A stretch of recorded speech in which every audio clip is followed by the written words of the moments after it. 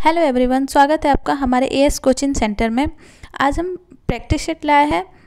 Practice set में लगभग 20 question है। इससे पहले आपको ये सारे क्वेश्चन टेलीग्राम पे शेयर कर दिए गए थे। आज फिर इसको शाम में या फिर नाइट में इसको शेयर कर दिए जाएंगे। वीडियो आपको अच्छी लगे लाइक शेयर सब्सक्राइब ज़रूर कीजिएगा। और आपका अगर होम साइंस सब्जेक्ट से किसी भी एग्ज़ाम की तैयारी कर रहे हैं तो ये वीडियो आपके लिए काफ़ी हेल्पफुल होगा। चलिए आइए देखते हैं हम आज के अपने पहले क्वेश्चन को। आज का हमारा पहला क्वेश्चन है कि किस काल में बालक अधिकांश बातें घर वालों के अनुकरण द्वारा सीखता है? शैशवावस्था, बाल्यावस्था, किशोरावस्था या फिर बुढ़ापा।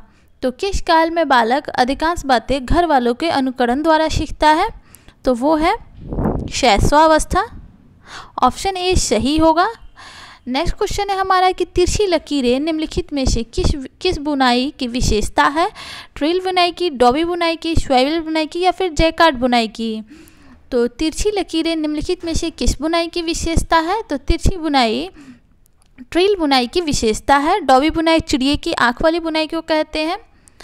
और जैकार्ड बुनाई रेखाओं को मिला के जो डिजाइन तैयार किया जाता है उसे ही हम जैकार्ड बुनाई कहते हैं। आते हैं नेक्स्ट क्वेश्चन पे। सामुदायिक सेवाएं इसका सबसे बड़ा साधन है। मौद्रिक आय, आत्मिक आय, प्रत्यक्ष अप्रत्यक्ष आय या फिर वास्तविक प्रत्यक्ष आय। तो सामुदायिक सेवाओं का सबसे बड़ा साधन क्या हो सकता है? तो सामुदायिक सेवाओं का सबसे बड़ा साधन होता है वास्तविक प्रत्यक्ष आय। हम आते हैं नेक्स्ट क्वेश्चन पे। नेक्स्ट क्वेश्चन है हमारा कि एलपीजी पे कौन सा चिन्ह अंकित होता है? आईएसआई, एगमार्क, एफपीओ या फिर इनमें से कोई नहीं। तो एफजी पे कौन सा चिन्ह अंकित होता है? तो वो होता है आईएसआई का मार्क अंकित होता है। एफपीओ का मार्क जैम, जेली इन सब टाइप के चीज़ों पे अंकित होता है जो हम चीज़ों को संरक्षित करने के लिए उपयोग करते हैं। और एगमार्क का किस पे उपयोग होता है इसका आप कमेंट सेक्शन में आंसर दे दीजिएगा। इसका मैंने पहले बता रखा है। गरीबी रेखा की गणना की जाती है प्रति व्यक्ति पारिवारिक आय, कुल पारिवारिक आय, कुल पारिवारिक भूमि, परिवार की कुल जायदाद। तो गरीबी रेखा की गणना कैसे की जाती है? ये क्वेश्चन तो बहुत सारे लोगों को वैसे सैड करता है क्योंकि एग्जाम में कभी इसका आंसर प्रति व्यक्ति आय मान लेता है और कभी कुल पारिवारिक आय मान लेता है। तो इसका कुछ भी आंसर हो सकता है, प्रति व्यक्ति आय या फिर कुल पारिवारिक आय। चलिए आते हैं नेक्स्ट क्वेश्चन पे। सीमित साधनों द्वारा समुचित पोषण हेतु पूर्व से किया गया नियोजन को कहते हैं, क्या कहते हैं? आहार आयोजन, आहार पोषण, आहार्य चिकित्सा या फिर इनमें से कोई नहीं। तो सीमित साधनों द्वारा समुचित पोषण हेतु पूर्व से किया गया नियोजन क्या कहलाएगा? तो उसे हम आहार आयोजन कहते हैं। चलिए आते हैं हम नेक्स्ट क्वेश्चन पे। नेक्स्ट क्वेश्चन है भय, क्रोध और प्यार बच्चे के लक्षण है क्रियात्मक, ज्ञानात्मक, शारीरिक या फिर संवेगात्मक। तो भय, क्रोध और प्यार बच्चे के कौन से लक्षण हैं? तो ये संवेगात्मक लक्षण के अंतर्गत आते हैं। नेक्स्ट क्वेश्चन देखते हैं। रजोधर्म मासिक धर्म स्त्रियों में सामान्यतः कब समाप्त हो जाती है? तो 30 से 35 वर्ष, 30 से 40 वर्ष, 40 से 45 वर्ष या फिर 45 से 50 वर्ष। जब मासिक धर्म समाप्त होती है तो उसे हम रजोधर्म कहते हैं, लेकिन जब मासिक धर्म स्टार्ट होती है तो उसे हम क्या कहते हैं? तो उसे हम मेनार्की कहते हैं। तो ये कब समाप्त होती है? तो ये लगभग 45 से 50 वर्ष के एज में समाप्त हो जाती है। और इसकी शुरुआत कब होती है इसका आंसर आप कमेंट सेक्शन में दे दीजिएगा। एफपीओ मार्क वाले खाद्य पदार्थ हैं, जैसा कि मैंने आपको अभी ऊपर आंसर दिया था कि एफपीओ किस पे लगाए जाते हैं? तो जैम या फिर जेली पे। इसको हम जब भी जैसे मान लीजिए आपके फ्रूट्स ज़्यादा हो गए आपके राज्य में और उसे खाने के बाद अगर वो बच जाते हैं तो उसका क्या किया जाएगा? तो इसी का उपयोग जैम जेली बना के संरक्षित करने के लिए किया गया। और ऐसे ही चीज़ों पे एफपीओ मार्क लगाया जाता है। जो भी खाद्य पदार्थ होते हैं वो वेस्ट ना हो, उनका उपयोग हम दूसरे तरीके से दूसरे मौसम में कर पाएँ, इसी के लिए ये सारे जैम, जेली, मुरब्बा ये सब जो भी होते हैं बनाए जाते हैं और उसी पे एफपीओ मार्क लगाया जाता है। नेक्स्ट क्वेश्चन हमारा कि निम्न में से कौन गृह विज्ञान की शाखा नहीं है? तो ये आप बहुत अच्छे से पहचान लेंगे। प्रसार शिक्षा, डायटेटिक्स, वस्त्र विज्ञान एवं मानव विज्ञान। तो आप ऑलरेडी गृह विज्ञान पढ़ रहे हैं तो आपको पता होगा कि आपको प्रसार शिक्षा पढ़ना ही है, वस्त्र विज्ञान भी पढ़ना है, मानव विज्ञान भी पढ़ना है, लेकिन डायटेटिक्स क्या होता है ये तो नहीं पढ़ना आपको। नेक्स्ट क्वेश्चन पे डाइटिशियन दिया रहता तो ये आपके में आ सकता था, लेकिन डायटेटिक्स नहीं आ सकता है।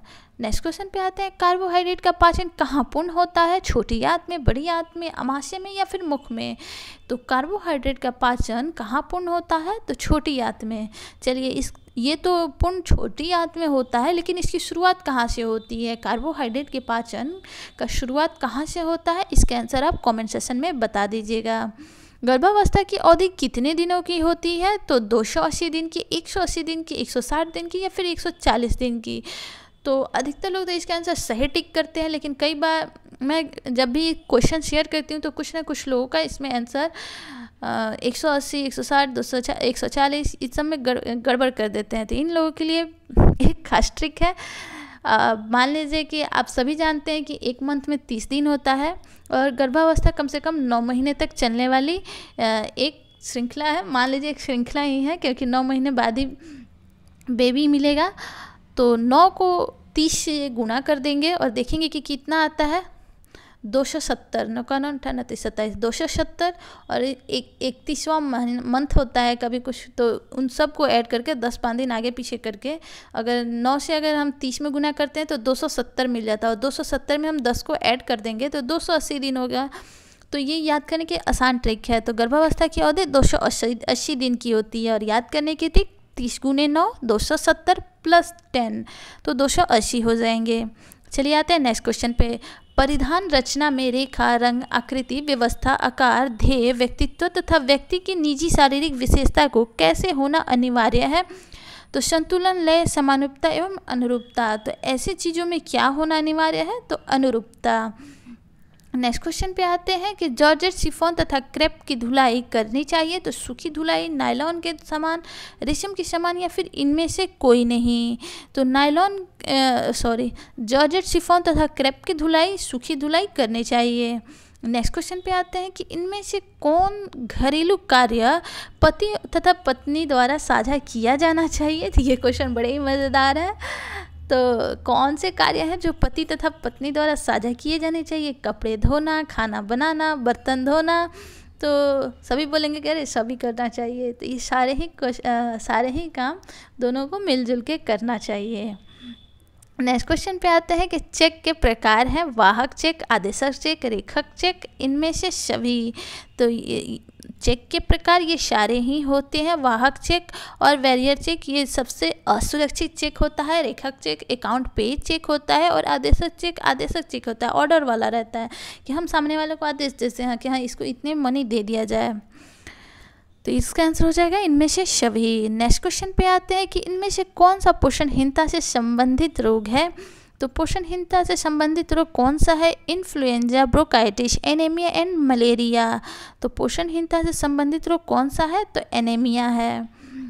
नेक्स्ट क्वेश्चन पे आते हैं कि परिवार की दैनिक आहार को कितने भागों में बांटा गया है? 2, 3, 4 या फिर 5? तो परिवार के दैनिक आहार को 4 भागों में बांटा गया है। नेक्स्ट क्वेश्चन पे आते हैं। नेक्स्ट क्वेश्चन है हमारा कि रोगाणुओं के हमारे शरीर में प्रवेश करने और उस रोग के लक्षणों के प्रकट होने के बीच की अवधि को क्या कहते हैं? तो समय अवधि, उद्वन अवधि, संक्रमण काल या इनमें से कोई नहीं? तो इसके आंसर हो जाएगा उद्वन अवधि। इस क्वेश्चन के आंसर भी मैंने जब भी टेलीग्राम पे आप सबको ये सारे क्वेश्चन शेयर किए हैं, अधिकतर लोग बारंबार शेयर करो फिर भी आप लोग गलती कर देते हैं। तो इसको समझने का एक आसान ट्रिक बताती हूँ। जैसे कि रोगाणुओं का हमारे शरीर में प्रवेश करने, यहाँ पे प्रवेश करने के आगे बढ़ के पूछ रहा है कि करने के बाद वो जब आपके शरीर में फैलता है और लक्षणों को प्रकट करता है तो उसे हम उद्वन कहते हैं, क्योंकि वो बढ़ता जाता है, बढ़ने की कोशिश करता है। लेकिन जब तक हमारे शरीर में वो नहीं एंट्री किया रहता है, एंट्री करने की कोशिश करता है और जस्ट किया रहता है तो उस समय को हम संक्रमण काल कहते हैं।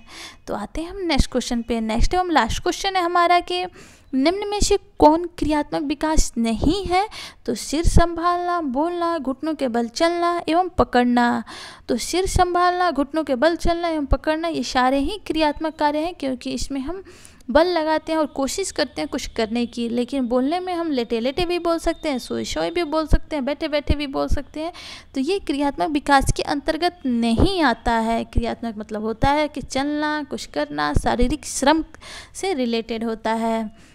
तो ये थे आज के हमारे 20 क्वेश्चन। आपको कैसे लगे, अच्छे लगे तो लाइक शेयर सब्सक्राइब ज़रूर कीजिएगा, क्योंकि आपका एक लाइक, एक शेयर, एक सब्सक्राइब मुझे मोटिवेट करता है। तो मुझे मोटिवेट करते रहिए ताकि हम ऐसे ही वीडियो बनाते रहें। Thanks for watching.